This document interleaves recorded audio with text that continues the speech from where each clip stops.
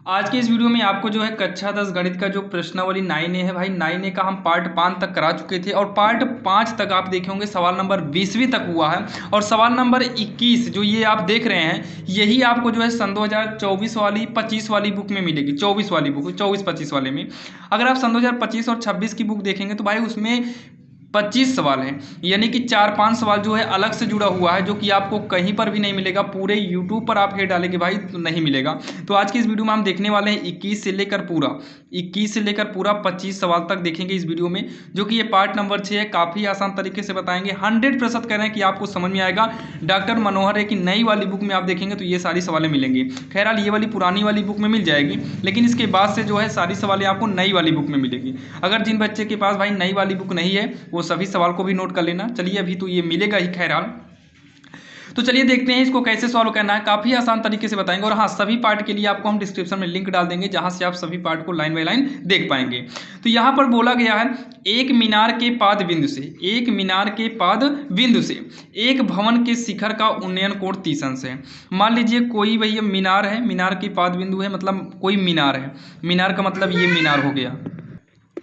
तो यहाँ पर क्या बोला है, एक मीनार के पाद बिंदु से मतलब एक मीनार है, इसके जमीन से, पाद बिंदु का मतलब जमीन से। यहाँ पर फिर क्या बोला है, एक भवन के शिखर का उन्नयन कोण, यानी कि यहाँ पर एक भवन है तो भवन मीनार से थोड़ा छोटा ही रहेगा तो ये आपकी भवन की ऊंचाई होगी। भवन आपका चरकोना होता है तो ये मीनार हो गया, ये हमारा क्या हो गया, भवन की ऊंचाई हो गई है। अब ये क्या बोला है, भवन का उन्नयन कोण, भवन के शिखर का उन्नयन कोण मतलब इसके शिखर का जो उन्नयन कोण बन रहा है ये कितना बन रहा है, 30 अंश बन रहा है। फिर उसके बाद भवन के पाद बिंदु से मीनार का शिखर जो है ये 60 अंश का बन रहा है तो यहाँ पर 60 अंश कर देंगे, इसका उन्नयन कोण 60 अंश हो गया। मीनार है, ये भवन है तो मीनार की ऊंचाई 50 है तो इसकी ऊंचाई 50 मीटर दिया है और हमें निकालना है भवन की ऊंचाई। तो मान लेते हैं भवन की ऊंचाई h मीटर है, ये हमारा h मीटर हो गया और ये जो दिया है हमें कितना 50 दिया है। तो यहाँ पर लिखेंगे माना भवन की ऊंचाई h मीटर है। अब इतना कहने के बाद इसमें ABCD कर देंगे तो यहाँ पर A कर देते हैं, यहाँ पर B कर देंगे, यहाँ C कर देंगे, यहाँ D कर देंगे। अपने हिसाब से भी ABCD इधर उधर भी कर सकते हो। अब यहाँ चित्र में आएंगे तो सबसे पहले हम ये वाला त्रिभुज इस्तेमाल करेंगे, ये वाला त्रिभुज, ये या तो ये यूज करेंगे, एक ये हो गया और अगला जो है ये वाला त्रिभुज इस्तेमाल करना है। ये दो त्रिभुज आपका बन रहा है तो सबसे पहले हम ये वाला त्रिभुज इस्तेमाल करेंगे ADC। तो त्रिभुज ADC तो फार्मूला हो जाएगा, यहाँ देखिए लंब है, नीचे वाला हमें नहीं पता, नीचे x मान लेते हैं, x मीटर। तो लंब आधार जो है त्रिभुज ADC से, तो लंब आधार जो है tan में बनता है तो tan यहाँ 60 अंश है, tan 60 अंश। लंब कितना है 50, आधार कितना है x है तो tan 60 अंश का मान होता है 1/√3 होगा। ये 50 बटे में x होगा, तिरछा गुणा कराएंगे तो x ही का नाम x, इधर से कराएंगे तो हो जाएगा 50√3, यहाँ मीटर लगा देंगे। फिर उसी के बाद जो है पुनः अगला त्रिभुज इस्तेमाल करेंगे ABC से। तो इसमें भी आपका वही लंब है, आधार है तो यहाँ पर भी बनेगा tan 30 अंश बराबर लंब h है, आधार कितना है x है। तो tan 30 अंश का मान होता है 1/√3 इक्वल में x का मान यहाँ से रख दो 50√3 है। तो तिरछा गुणा कराएंगे तो हो जाएगा √3h हो जाएगा, इधर से करा देंगे तो होगा 50 का √3 हो जाएगा। तो h का मान निकालना है तो 50√3 का पक्षांतर करेंगे बटे में आएगा, √3 से √3 क्या हो जाएगा, कट जाएगा। जब √3 से √3 कटेगा, यहाँ पर थोड़ा देखिए भाई मिस्टेक हो गया, tan 60 का मान केवल √3 होता है, √3 ये अंश में माना जाएगा, थोड़ा यहाँ मिस्टेक हो गया। फिर ये गुणा करेंगे तो √3 इधर आएगा इस तरीके से। तो यहाँ से x का मान निकालेंगे तो ये 50 बटे का √3 मीटर होगा, ये होगा। तो x का मान 50√3 हो जाएगा, इसका परमेकरण कर देंगे तो 50√3 बटे 3 होगा, √3 से ऊपर नीचे गुणा कराएंगे तो 50√3 बटे 3 हो जाएगा। तो 50√3 बटे में कितना आएगा, 3 आएगा। तो तिर्यक गुणा के हिसाब से जब तिर्यक गुणा करेंगे तो यहाँ पर 3 भी आएगा, मतलब इसके गुणा में 3 रहेगा। तो h बराबर कितना आएगा, 50 बटे का 3 मीटर आएगा, ये हो जाएगा 16 सही 2 बटे 3 मीटर। ये हमारा जो है आंसर आएगा ऊंचाई। तो भवन की ऊंचाई कितना हो जाएगा, यहाँ लास्ट में लिखेंगे अतः भवन की ऊंचाई 16 सही 2 बटे 3 मीटर होगी। ये इसका आंसर होगा। ध्यान देना, थोड़ा मिस्टेक हुआ था, बाकी सब सही है और आपके समझ में भी आया होगा। तो ये हमारी 21 नंबर सवाल है, जो कि पुरानी वाली बुक जिसके पास होगी भाई, क्योंकि मनोहर बुक भाई मांग मांग कर भी हम लोग पढ़ते हैं, तो आप लोग के भाई 21 सवाल ही होगी। बाकी ध्यान देना, नई वाले बुक में आपको आगे दिया तो भाई पढ़ लीजिएगा, क्योंकि एग्जाम में ये सारे क्वेश्चन पूछे जाने के चांसेस रहते हैं। चलिए देखते हैं सवाल नंबर 22, जो कि आपके स्क्रीन के सामने है। ये सवाल अगर आप में हो तो भाई अच्छी बात है, नहीं सवाल को आप वीडियो को स्टॉप करके नोट कर सकते हैं, बाकी आप समझ लीजिए, काफ़ी आसान है, ज़्यादा कठिन नहीं है। तो दिया है, एक चट्टान पर खड़ा एक व्यक्ति, एक चट्टान पर खड़ा एक व्यक्ति 30 अंश के अवनमन कोण पर, 30 अंश के अवनमन कोण पर एक नाव को देखता है। मतलब एक चट्टान है, अब चट्टान पर खड़ा व्यक्ति है, मतलब भाई चट्टान है तो कुछ ना कुछ तो चट्टान की ऊंचाई होगी ही। तो मान लेते हैं ये जमीन है, जमीन के पास यहाँ पर क्या है, चट्टान है, तो चट्टान की कुछ ना कुछ ऊंचाई होगी। भले हम यहाँ पर भाई कुछ मानेंगे, ऊंचाई पता नहीं है, लेकिन चट्टान की कुछ ना कुछ ऊंचाई तो होगी। अगर दिया होगा तो अच्छी बात है, नहीं दिया है तब भी कोई बात नहीं। तो उसके बाद क्या दिया, 30 अंश का अवनमन कोण बनता है, तो यानी कि ये जो कोण बनेगा ये 30 अंश का कोण बनेगा। फिर जो एक समान गति से पर्यवेक्षक के ठीक नीचे स्थित है। अब कहीं पर भी हो, इससे क्या मतलब है, बिंदु के किनारे या बिंदु की ओर किनारे की ओर आ रही है। मतलब यहाँ से लेकर, ये बिंदु का किनारा होगा ना, यहाँ व्यक्ति खड़ा है तो मतलब खड़ा है, इसका मतलब किनारे पर ही खड़ा है। तो इधर से कोई नाव इधर आपकी आ रही है, तो बोला है 6 मिनट बाद नाव का अवनमन कोण 60 हो जाता है। मतलब ये 60 हो जा रहा है, यहाँ कोण यहाँ बनेगा 60 हो जा रहा है, ये नहीं रहेगा। तो यहाँ से यहाँ तक आने में कितना समय लगा, 6 मिनट लगा है, 6 मिनट का समय लगा है, 60 अंश पाया जाता है। यहाँ से नाव को किनारे पर, यहाँ से मतलब यहाँ से लेकर यहाँ तक लाने में 6 मिनट लगा है। अब यहाँ से लेकर किनारे तक लाने में कितना समय लगेगा, मतलब मान लेते हैं यक्स समय लगेगा, यक्स मिनट का समय लगेगा, यक्स मिनट। और इसकी ऊंचाई हम मान लेते हैं एच मीटर है। कितना है, एच मीटर है। ABCD इसमें डाल देते हैं, तो यहाँ पर कर देते हैं ABCD, ये हो गया ABCD। अब इसको सॉल्व करेंगे ये वाला, तो इसमें 2 त्रिभुज हमारा बनेगा। अगर हम यहाँ पर देखिए हाईलाइट कर दें, तो पहला त्रिभुज तो आपका ये बनेगा, ये वाला छोटा सा त्रिभुज निकाल लेते हैं, इसको आइए सॉल्व करते हैं। तो यहाँ लिखेंगे त्रिभुज ABC से, या समकोण त्रिभुज ABC से, दोनों सही है। फार्मूला tan 60 अंश, क्योंकि लंब आधार में जो संबंध होता है tan का ही होता है। tan 60 अंश होगा बराबर में लंब बटे में आधार यक्स है। तो यहाँ से अगर tan 60 का मान रखें तो √3 हो जाएगा, ये होगा h बटे यक्स हो जाएगा। इसको सॉल्व करेंगे तो h बराबर का होगा √3 यक्स, तिरछा गुणा करा देंगे ना, इधर बटा 1 मानेंगे, h करना में h होगा, इधर गुणा कराएंगे √3 यक्स हो जाएगा। एक काम करिए, इसे यहीं पर अभी छोड़ देते हैं, इसे यहीं पर छोड़ देंगे। अब यहाँ पर अगला जो त्रिभुज बनेगा, ये फाइनली पूरा लेकर बनाएंगे, ये पूरा A से B आएंगे, B से D जाएंगे, C नहीं, A से B, B से D जाएंगे। तो ABD से यहाँ पर जो बनेगा tan 30 अंश है, यहाँ पर लंब होगा, लंब h है, आधार यहाँ से लेकर यहाँ तक कंप्लीट हो गया, यानी कि 6 + x हो जाएगा। क्या होगा, 6 + x हो जाएगा। तो 6 + x करेंगे, tan 30 का मान होता है 1/√3, h बटे में होगा 6 + x, तिरछा गुणा करा देंगे इसमें, तो हो जाएगा 6 + x, इधर से कराएंगे तो √3 h आएगा। और यहाँ पर देखिए हमसे बोला है कि किनारे पर पहुंचने में कितना समय लगेगा। तो किनारे पर पहुंचने में कितना समय लगेगा, हम यक्स माने हैं, अगर यक्स माने हैं तो यक्स का ही मान हमें निकालना है। ऊंचाई इसमें बोला नहीं, ऊंचाई बोला ही नहीं, तो ऊंचाई से मतलब नहीं है, हमको यक्स निकालना है। तो हमको यक्स निकालना है तो हमें एच नहीं चाहिए, यक्स अकेले चाहिए। यक्स निकालना है तो यक्स अकेले चाहिए, एच नहीं चाहिए। तो ये समीकरण 1 कर देंगे, यहाँ पर लिखेंगे समीकरण 1 से, तो हो जाएगा 6 + x बराबर √3 गुणे h की जगह पर हम लिखेंगे √3 x, तो होगा 6 + x, गुणा करा देंगे तो होगा 3x। तो 6 बराबर 3x, x इधर आएगा तो माइनस का हो जाएगा, 6 बराबर का 2x, 2 × 9 2 × 6, 3 बराबर x हो जाएगा। आगे पीछे करेंगे x बराबर 3, तो कितना हो गया 3, यानी कि लास्ट में लिखेंगे अतः 3 मिनट लगेगा, 3 मिनट लगेगा। यही इसका जो है आंसर हो जाएगा। अब यहाँ पर जो है सवाल नंबर 23 नंबर जो है भाई आपके सामने है, बोला है एक समतल भूमि पर खड़ी मीनार की छाया, एक समतल भूमि पर खड़ी मीनार की छाया की लंबाई, यानी कि एक समतल पर, ये समतल हो गया हमारा, उस पर खड़ी मतलब समतल भूमि पर खड़ी मीनार, तो यहाँ पर एक मीनार खड़ी हो गई, क्या हो गया, मीनार हो गया। फिर ये बोला है मीनार की छाया की लंबाई, लेकिन क्लियर नहीं है, मीनार की छाया की लंबाई जब सूर्य का उन्नयन कोण 30 अंश था, वही सूर्य का उन्नयन कोण 30 अंश बना देंगे, कम कोण जो है दूर बनता है और बड़ा कोण नज़दीक बनता है। तो यहाँ 60 अंश बोला तो यहाँ 60 अंश बनेगा, कन्फर्म है। तो बोला है जब सूर्य का उन्नयन कोण 60 अंश है तो कोई बात नहीं, उस समय की लंबाई 25 मीटर अधिक है। उस समय की लंबाई मतलब जब ये 30 अंश है तो उस समय की लंबाई 50 मीटर अधिक है जब सूर्य का उन्नयन कोण 60 अंश था। जब सूर्य का उन्नयन कोण 60 अंश था तब इसका मतलब है कि ये 50 मीटर रहा होगा। कितना था? 50 मीटर रहा होगा। और जब ये 50 मीटर था और जब ये 30 अंश बना होगा ना तो इसका मतलब है कि ये जो है 50 अधिक हो गया तो यक्स प्लस 50 हो जाएगा मीटर, ये हो जाएगा। और ये हो गया जो है, ठीक, इतना ध्यान दीजिएगा। और अगर हम यहाँ फाइनल की बात करें तो फाइनल हमारा होगा यक्स प्लस 50, यहाँ थोड़ा यक्स प्लस 50 नहीं रहेगा, ये फाइनल जो है यक्स प्लस जो है 50 हो जाएगा।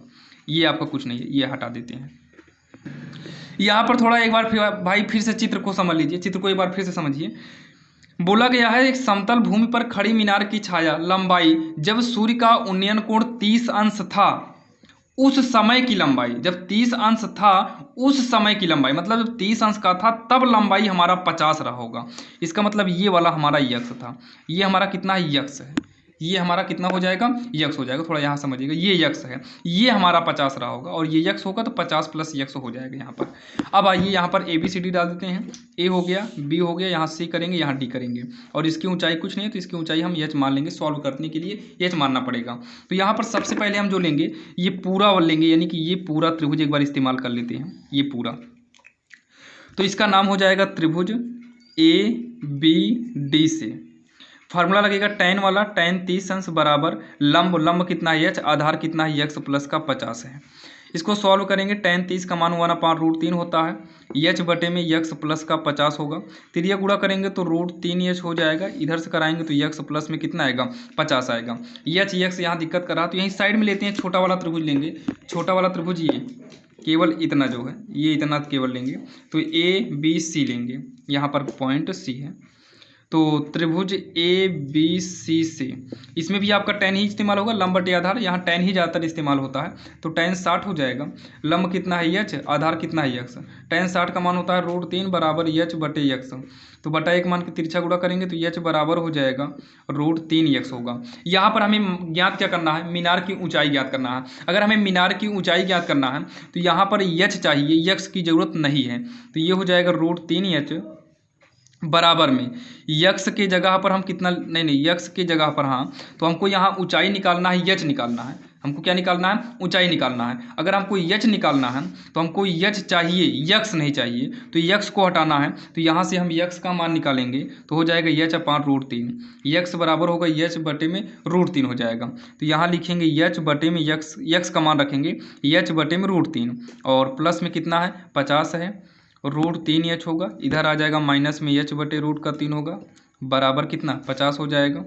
√3 लघुत्तम लेंगे, बाकी ऐसे तिरछा गुणा करा दो, 3 बाहर हो जाएगा रूट से, क्योंकि रूट का गुणा कराएंगे 3 बाहर आएगा। माइनस H इक्वल में कितना होगा? 50 होगा। 3 में से 1 घटा देंगे तो 2H हो जाएगा बटे में √3 बराबर 50 हो जाएगा। और ये होगा 2H बराबर का 50 रूट का 3 और H बराबर हो जाएगा 50 √3 बटे 2, 2 से काटेंगे तो आएगा 25। तो H बराबर कितना आएगा? 25 √3 मीटर। और यहाँ पर लास्ट में लिखेंगे अतः ऊंचाई 25 √3 मीटर, यही इसका आंसर हो जाएगा, जो कि नई वाली बुक में है। आप लोग आंसर मिलाएंगे तो मिलेगा। और यहाँ पर थोड़ा लिख देना माना ऊंचाई, माना मीनार की ऊंचाई या फिर ऊंचाई H मीटर है, जो कि काफ़ी आसान था भाई। देखिए इसमें मेन जो होता है चित्र होता है। अगर आपको चित्र समझ में आ गया, चित्र बन गया तो समझ लीजिए कि सॉल्व करना आसान हो जाता है। बाकी हम कोशिश किए कि आपके समझ में आ जाए, समझ में आया भी होगा। और बाकी समझ में आया कि नहीं भाई, आप लोग कमेंट बॉक्स में बताइएगा। तो चलिए, ये हमारा 23 नंबर सवाल है और आज की इस वीडियो में 25 नंबर करके 9A प्रश्नावली आज फाइनल करना है। यहाँ पर देखिए अब जो है सवाल नंबर 24 नंबर भी काफ़ी इंपॉर्टेंट है, जो कि भाई नई वाली बुक में है, पुरानी में आपको नहीं मिलेगा ये वाला। तो यहाँ पर देखिए, और नई वाली बुक में इस बार ध्यान दीजिएगा, सवाल कुछ ज़्यादा ही ऐड कर दिया है नई वाली बुक में। अब रंगीला अक्षर से लिखा हुआ है। और NCERT में भी आप देखेंगे तो ये सवाल होगी। और मनोहर में ऐड किया है भाई, मनोहर वाला ही सीरीज चल रहा है पूरा, तो मनोहर में ऐड किया तो भाई कुछ ना कुछ तो खासियत रही होगी जो उसको जोड़ा गया है। तो क्षैतिज तल के एक बिंदु O से क्षैतिज तल एक बिंदु O से 20 मीटर ऊंचे भवन के शिखर का उन्नयन कोण 20 मीटर ऊंचे, ये ऊंचाई हो गई 20 मीटर। शिखर का उन्नयन कोण बनेगा तो ऐसे ही बनेगा, कितना? 30 अंश बन रहा है, 30 अंश हो गया। फिर उसके बाद क्या बोला है? भवन के शिखर पर एक ध्वज लगा है, इसके ऊपर एक ध्वज मतलब एक झंडा उंडा लगा हुआ है। फिर बोला है ध्वज दंड के शिखर का उन्नयन कोण, मतलब इसके शिखर से लेकर यहाँ तक यहीं पर कोण जो बन रहा है ये 45 अंश बन रहा है। ध्वज दंड की लंबाई ज्ञात करो, मतलब यहाँ से लेकर यहाँ तक की लंबाई निकालना है, तो इसकी लंबाई h मान लेते हैं। माना ध्वज दंड की लंबाई h मीटर है। कितना है? h मीटर है। अच्छा टोटल कितना हो जाएगा? टोटल फिर h प्लस 20 हो जाएगा। टोटल क्या होगा? h प्लस 20 हो जाएगा।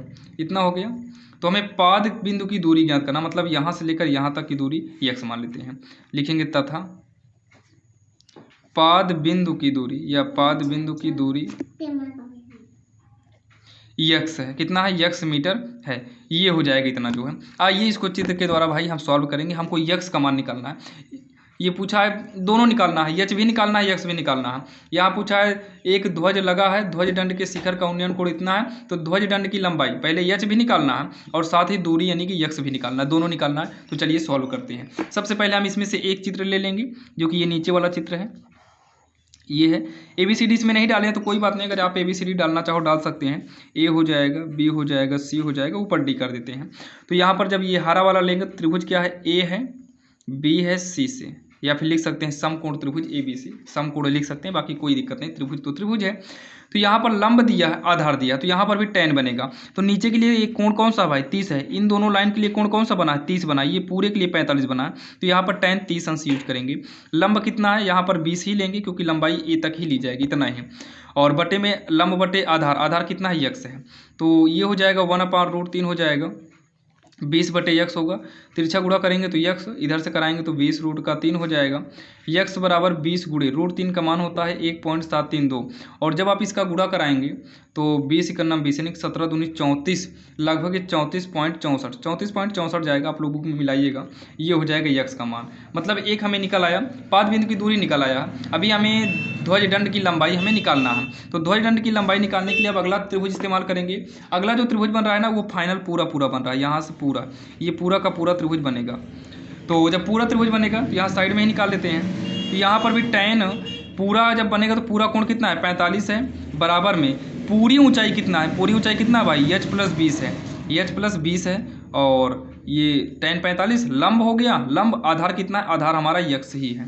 तो tan 45 का मान 45 हो जाएगा। h प्लस 20 करेंगे x का मान हम यहाँ से रख देते हैं 34.64। तिरिया गुणा कर देंगे, h प्लस 20 हो जाएगा, 34.64 होगा। h बराबर 34.64, 20 को इधर भेज देंगे तो ये 20 किस में हो जाएगा? माइनस में होगा।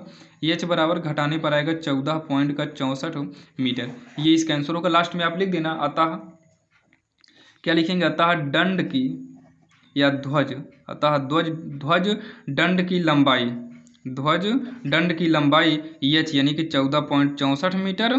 और इसी के नीचे लिखेंगे पाद बिंदु की दूरी, पाद बिंदु की दूरी, बिंदु की दूरी मतलब x कितना है? 34.64 मीटर। ये इसका आंसर हो जाएगा, जो कि ये इसका आंसर होगा, जो कि काफ़ी आसान है और आपके समझ में भी आया होगा। आंसर जहाँ तक है 100% मिलेगा। आप लोग आंसर मिलाइएगा, बाकी भाई विश्वास होना चाहिए और हमें तो विश्वास है कि आंसर मिल रहा होगा। बाकी आप मिलाइएगा, 100% आपका आंसर मिलेगा। चलिए अब देखते हैं भाई लास्ट नंबर जो है 25 नंबर। 25वीं सवाल में क्या दिया है? एक नदी के पुल के किसी बिंदु से नदी के सम्मुख किनारे का अनुमान कोण 30 और 45 होता है। मान लो कोई नदी है और यहाँ पर पुल है, पुल थोड़ा ऊंचा रहेगा। यहाँ से इसका उन्नयन कोण क्या बन रहा है? 30-45। तो सबसे पहले 30 बनेगा और जो देखिए जो दूर बनता है वो कम कोण बनेगा, जो नज़दीक बनेगा वो ज़्यादा बनता है, 45 अंश का कोण बन रहा है। और पुल के किनारों पर इतने मीटर की ऊंचाई पर हो, मतलब इसकी ऊंचाई कितना है? इसकी ऊंचाई है 4.5 मीटर है।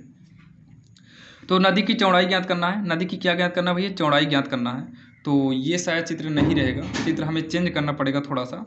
यहाँ पर देखिए क्या बोला है, एक नदी के पुल के किसी बिंदु से नदी के सम्मुख किनारे पर, मतलब सम्मुख मतलब दोनों साइड होगा। तो ये जो गलत हो गया भाई, यहाँ पर पुल ऐसे मान लो बना है, इसके एक साइड इधर और एक साइड इधर, दोनों साइड रहेगा। तो ये दोनों साइड चित्र बनाना है। और इसकी ऊंचाई जो है ये कितना है? 4.5 मीटर इसकी ऊंचाई है, पुल की ऊंचाई। ध्यान देना, पुल की ऊंचाई कितना है? 4.5 है। और एक साइड में 30 अंश कोण बनेगा और एक साइड में कितना बनेगा? 45 अंश कोण बनेगा। ये वाला चित्र आप गलत काट के ये वाला चित्र बना लीजिएगा। तो ये हो जाएगा A, इसको B कर लेते हैं, C D। आप ABCD कैसे भी कर सकते हैं। सबसे पहले हम ये वाला त्रिभुज इस्तेमाल करेंगे, इधर वाला ये त्रिभुज। ये त्रिभुज। और हमें क्या निकालना है, नदी की चौड़ाई, मतलब ये आपको दूरी नहीं पता है तो इसको हम यक्स मान लेते हैं, और ये नहीं पता तो इसको हम वाई मान लेते हैं। तो पहले ये वाला त्रिभुज इस्तेमाल करेंगे, त्रिभुज ए बी डी से। तो यहाँ पर लंब आधार है तो इसमें भी हमारा tan ही बनेगा, तो ये हो जाएगा tan 30 अंश लंब बटे का आधार। tan 30 का मान हो जाएगा 1/√3। यच है आपका, यच यानी कि 4.5 दिया है, आधार यक्स नहीं मालूम है, तिरछा गुणा करेंगे, यक्स बराबर 4.5√3 मीटर। ये हो गया हमारा। अब यहाँ पर हम पुनः करेंगे अगले में, यानी कि इस साइड त्रिभुज लेंगे तो ए बी सी से, यहाँ पर भी हमारा tan ही बनेगा, यहाँ 45 अंश है, tan 45 अंश। लंबाई कितना है, 4.5 है, और ये नीचे कितना है, y है। तो tan 45 का मान 1 होगा, 4.5 y होगा, y का नम y बराबर का 4.5 मीटर हो जाएगा। फिर ये बोला है, लास्ट में लिखेंगे, अतः नदी की चौड़ाई पूछा है, तो नदी की चौड़ाई निकालने का मतलब है कि यहाँ से लेकर यहाँ तक नदी की चौड़ाई है भाई, पुल तो बीच में बनता है, तो चौड़ाई निकालने के लिए दोनों को जोड़ना पड़ेगा, यानी कि यक्स प्लस वाई टोटल चाहिए। तो नदी की चौड़ाई यक्स प्लस वाई होगा। यक्स कितना है, 4.5√3 है, और प्लस में वाई कितना है, 4.5 है। दोनों में से हम 4.5 को कॉमन लेंगे तो √3 प्लस का 4.5 कॉमन लेंगे तो 1 बचेगा। यही हो जाएगा इसका आंसर। ये हो गया इसका आंसर, जो कि काफ़ी आसान था और आपके समझ में भी आया होगा। और वीडियो कैसा लगा आप लोग बताइएगा, जो कि आज के इस वीडियो में भाई 9A कंप्लीट हो चुका है, और 9B भी जल्दी ही आ जाएगा। बाकी सभी क्वेश्चन के लिए आप जाइए प्लेलिस्ट में, वहाँ पर लिंक मिल जाएगा। और हाँ, इंपॉर्टेंट क्वेश्चन का लिंक भी हम ऐड कर देंगे, जहाँ से आप लोग इंपॉर्टेंट क्वेश्चन को पढ़कर बोर्ड एग्जाम में अच्छा खासा नंबर ला सकते हैं। तो वीडियो कैसा लगा भाई बताइएगा आप लोग, बहुत मेहनत लगती है। अगर चैनल पर नए हो तो सब्सक्राइब जरूर करिएगा। नई वाली बुक से आपको बता दिए हैं, बहुत सारे बच्चे जो है नई वाली बुक के लिए कह रहे थे। और पूरे यूट्यूब पर जहाँ तक है भाई, अभी पूरे यूट्यूब पर आपको ये नहीं मिलेगा, मतलब 21 तक मिलेगा। 21 के ऊपर की जो सवाल है आपको पूरे यूट्यूब पर नहीं मिलेगा, आप कहीं पर भी देख लीजिएगा। और भाई हम तो सोचे कि बना दे ताकि बच्चों को प्रॉब्लम ना हो। तो चलिए मिलते हैं किसी अन्य वीडियो में, और वीडियो कैसा लगा आप लोग जरूर बताइएगा।